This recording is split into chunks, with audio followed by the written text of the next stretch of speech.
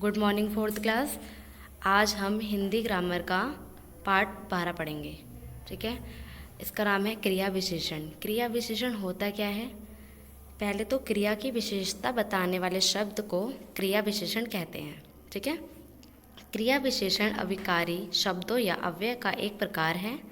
क्रिया विशेषण शब्दों का प्रयोग क्रिया की विशेषता बताने वाले के लिए किया जाता है।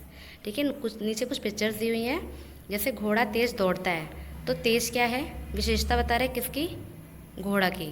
कछुआ धीरे चलता है, तो धीरे क्या है? कछुआ है, तो किसकी विशेषता बता रहा है ये?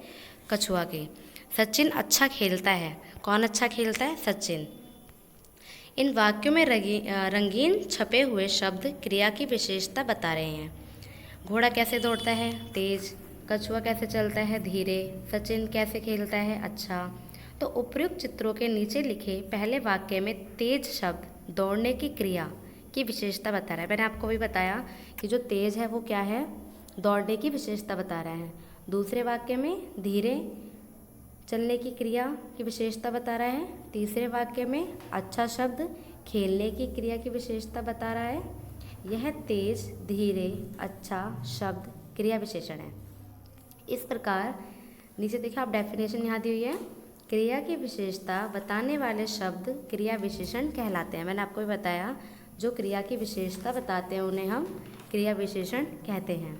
क्रिया की विशेषता बताने वाले कुछ शब्द इस प्रकार हैं, जैसे धीरे, अचानक, तेज, आज, सुबह, दोपहर, शाम, रात, कल, परसों, प्रतिदिन, ऐसे, वैसे, कैसे आदि। ये सारे क्या हैं?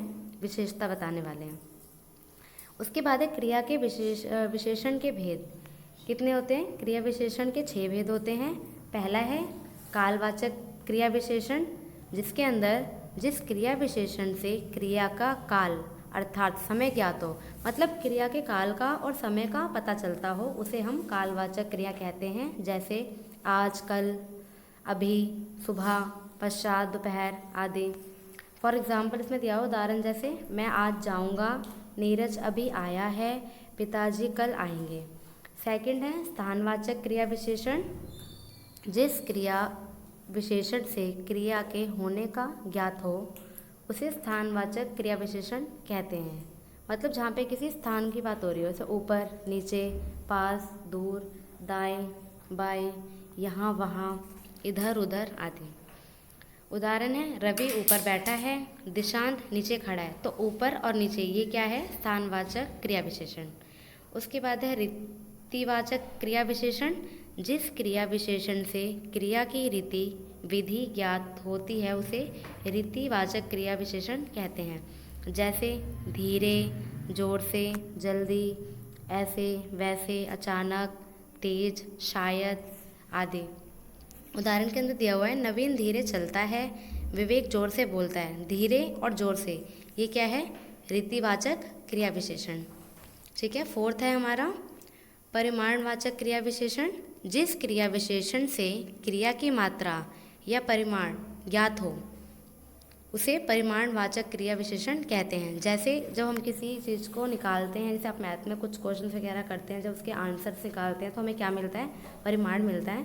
तो जैसे थोड़ा, बहुत, खूब, कम, अत्यंत, इतना, उतना आदि, उसे हम क्या कहते हैं? परिमाणवाचक। उदाहरण है जीतू बहुत पढ़ता है, तुम कम खाते हो, रविंद्र खूब हंसा।